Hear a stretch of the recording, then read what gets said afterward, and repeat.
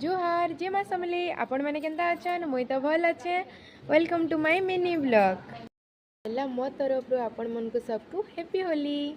तो चलन देखमा आज आम घरे काଣା होची जे। तो चलन देखमा आज होली स्पेशल आम घरे काଣା होची। मोर मा आज काहे होली गा नी दिसवाजी केनसी आडे जैसी देखसे बिली पोसी आसी छिके किचन आडू काଣା साउंड आसुची गा।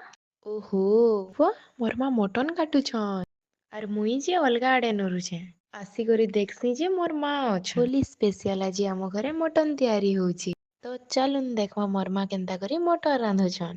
तेल गरम हो सारा पर मोर माँ तेजपत्तर और प्याज पकई देसन। पहला कढ़ई रे तेल पकई देली प्याज टिके गोल्डन हो गला परे तार उपरे बाटला मसला पकई देली मसला के भाजी देसन। मसला भाजी हो सारा पर हल्दी गुण मिर्चा गुण कलर गुण पकई देली सेटा के घाटी देली तापरे नून पकाली तापरे सेटा के घाटी देली मसला के देखी करी लागला जनता कि मसला रेडी हो गला न तापरे मटन के इथिरे पकई देमा फ्लेम के हाई करमा और मसला संगे मटन के 3-4 मिनट तक कसमा तापरे मटन के टिके टाइम रो लागी ढापी देमा फ्लेम के लो टू मीडियम रे 10 मिनट तक थाली ढापी करी रखमा मझिरे मझिरे घांटू थिमा टिके हेई आसला परे तार उपरे टिके पानी देमा मटन सिझबार लागी प्रेसर रे 2-3टा सीटी मरामा 2-4टा सीटी मारी सारला परे प्रेसर रे मटन के खुलमा टिके हेई आसला परे तार उपरे टिके पानी देमा 3 मिनिट डबकी सारला परे तापरे तार उपरे धनिया पत्तर पकई देमा मटन तुन पूरा रेडी हो गला न।